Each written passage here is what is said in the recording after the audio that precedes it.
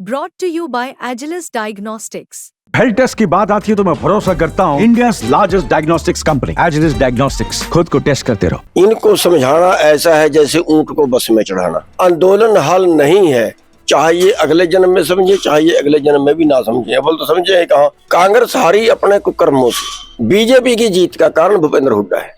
गुरनाम सिंह चढ़ूनी हमारे साथ हैं, वही गुरनाम सिंह चढ़ूनी जो कभी किसानों की आंखों का तारा थे, आज भी हैं।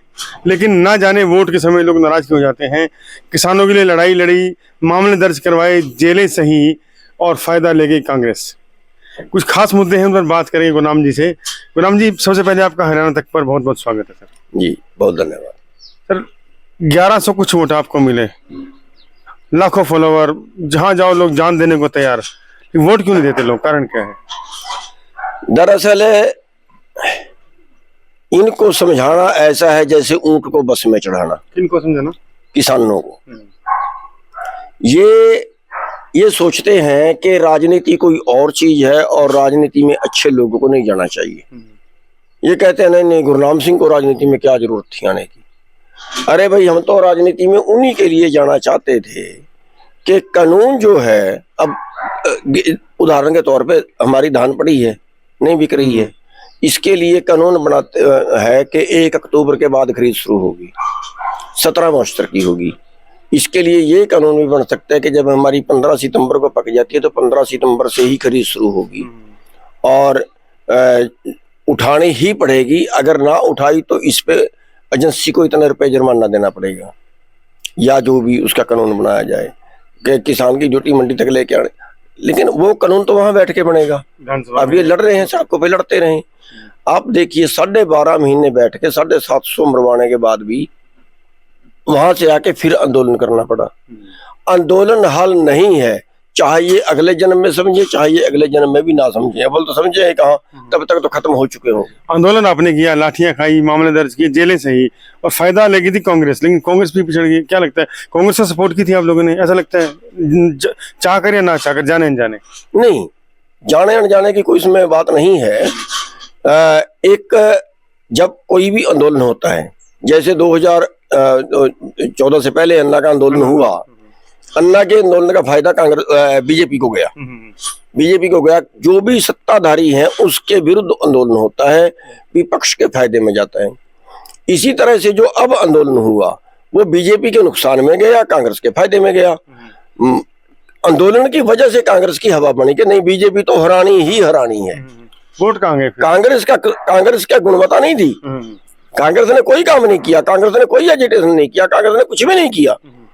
लेकिन क्योंकि बीजेपी को हराना है इसलिए उसको कांग्रेस हरा सकती है, तो वो वोट डाइवर्ट हो गया कांग्रेस को। लेकिन अब दूसरा सवाल यह है कि कांग्रेस हारी क्यों?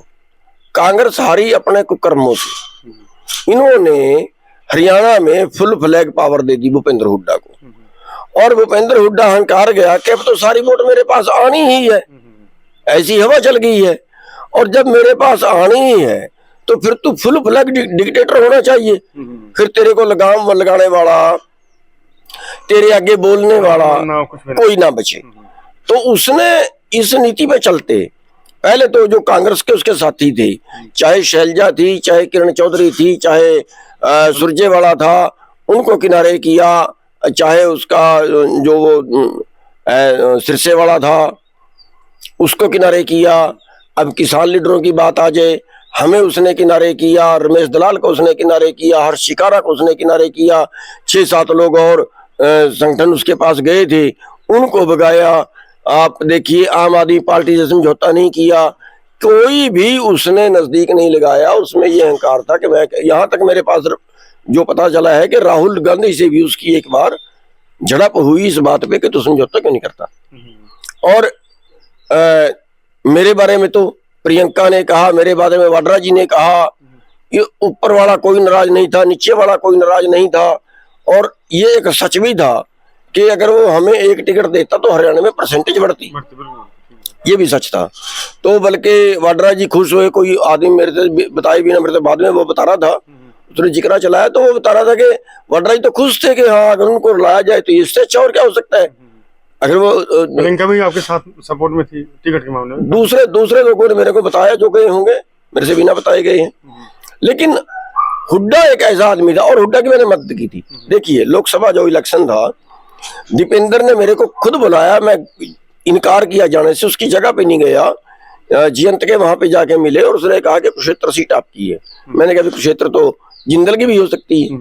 कह रहा भाई जिंदल लड़ा फिर तो जिंदल की है, अगर जिंदल ना लड़ा हमें उम्मीद नहीं है कि लड़ेगा लोकसभा में। अब उसने जो है बाद में आम आदमी समझौता कर लिया, तो समझौता कर लिया, कोई बात नहीं।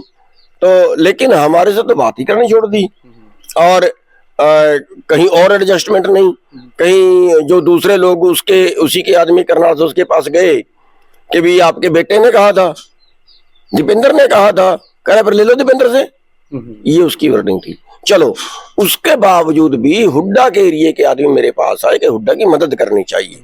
मैं क्या भाई उसने तुम्हें मेरे से सपोर्ट नहीं मांगी, सपोर्ट मांगेगा तभी सपोर्ट करें ना, बिना मांगे हम कैसे करें। तो उन्होंने उसका फोन कराया, बड़ी सोचने वाली बात है। तो उसने फोन किया कि रोहतक सीट पे मेरा समर्थन कर दो लोकसभा में। पूरे हरियाणा में समर्थन नहीं मांगा शेर के बच्चे ने, उसने ये कहा कि रोहतक सीट पे मेरा समर्थन कर दो। मैं कह जी कर देंगे।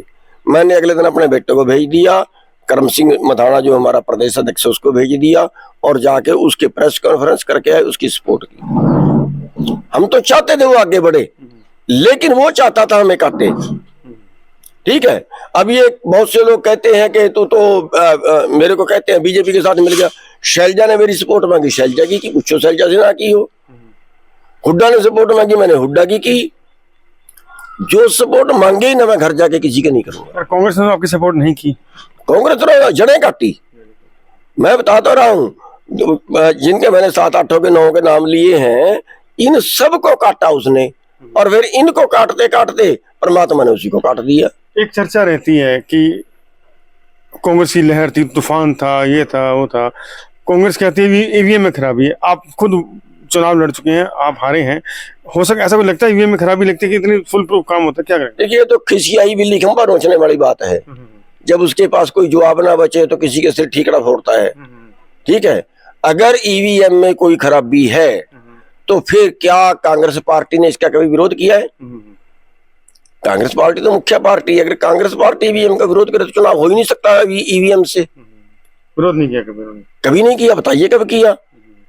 छोटे नेताओं ने, निचले नेताओं ने, हमारे जैसे लोग बोलते हैं हम ईवीएम के खिलाफ बोले, लेकिन आप बताइए कभी राहुल का बयान आया हो, कभी कांग्रेस अध्यक्ष का बयान आया हो ईवीएम के खिलाफ? कभी नहीं आया। तो आगे अब क्या? अब किसान नेता गुरनाम सिंह चड़ूनी राजनेता नहीं बन पाए, 2-3 ट्राई, आगे प्रयास रहेंगे बस?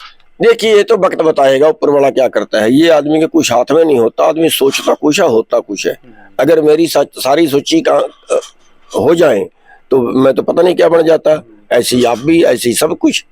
अगर आदमी की अपनी सोची पूरी हो जाए तो वो नहीं होती, ये तो प्रकृति होता है, कुदरत होता है, जो हालात पैदा। आप राजनीति के अनुभव रखते हैं, इस पूरे प्रकरण में विधानसभा चुनाव में भाजपा का हीरो कौन और कांग्रेस का विलेन कौन?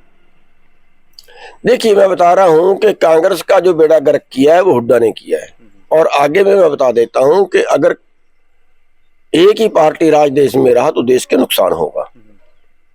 बड़ा गंभीर मैटर है, और कांग्रेस को इस पे सोचना चाहिए कि नंबर 1 हरियाणा की अगर बात करें तो हुड्डा को विपक्ष का नेता नहीं बनाना चाहिए। पिछले 10 सालों में हुड्डा ने कोई आंदोलन नहीं किया, विपक्ष के सत्ता के खिलाफ कुछ नहीं बोला, साइलेंट। एक बड़ा कारण। दूसरा, उस आदमी को बनाए जो संघर्ष कर सकता हो, विपक्ष का नेता। और एक जो सेंटर है, सेंटर में जो है, अब बीजेपी ने इतना प्रचार राहुल के खिलाफ कर दिया कि उसको पप्पू बना दिया, इतना प्रचार उसके खिलाफ कर दिया। और अभी प्रियंका के खिलाफ कोई एंटी प्रचार नहीं है, तो इनको सेंटर में प्रियंका को आगे कर देना चाहिए। चाहे पीछे से राहुल ही कमांड करते रहें, लेकिन प्रियंका को आगे कर देना चाहिए।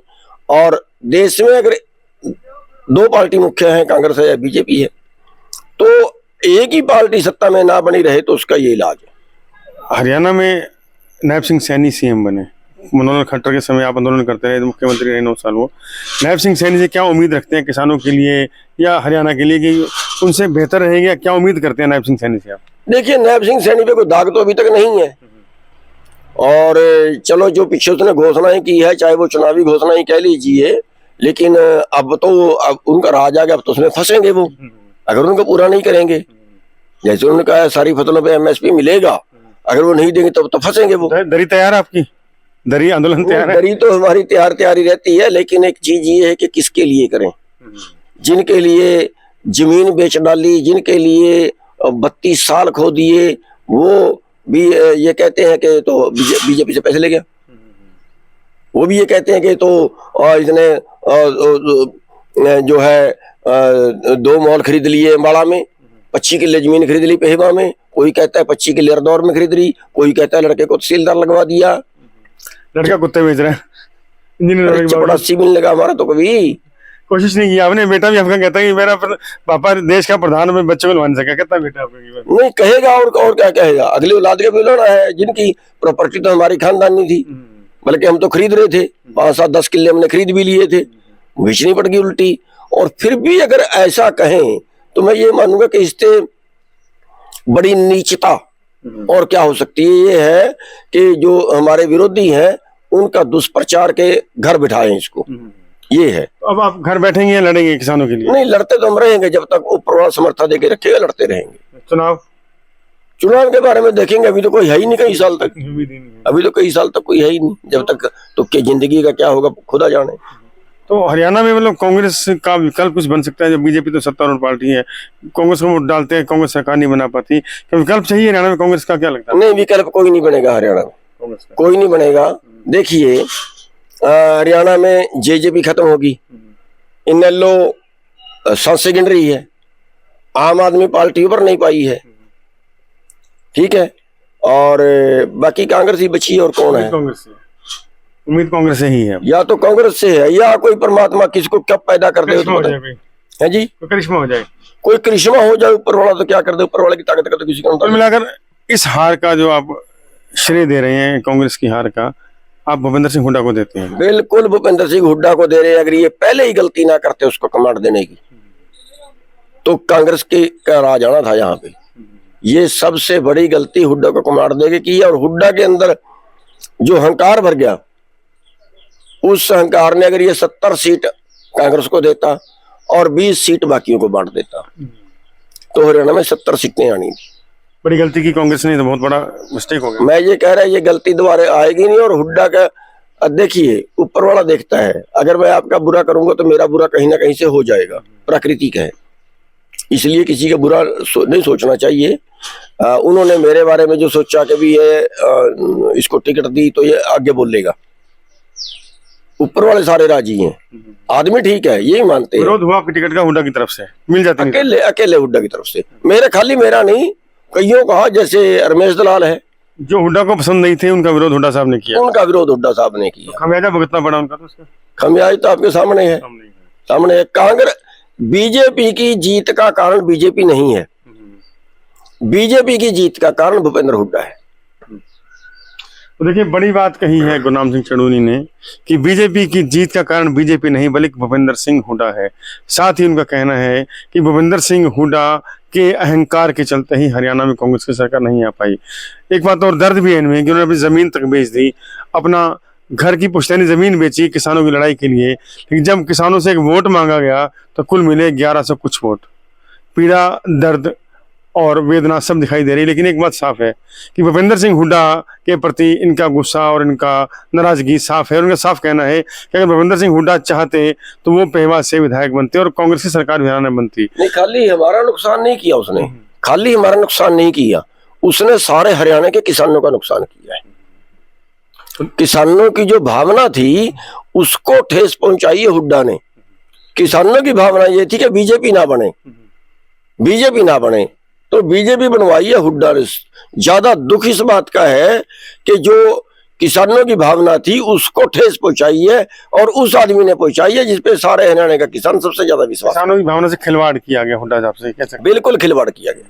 देखिए, सीधी बात है भूपेंद्र सिंह हुड्डा साहब के प्रति किसानों में बहुत अटूट विश्वास था, चाहते थे कि भूपेंद्र सिंह हुड्डा सीएम बने और किसान की आवाज़ बने।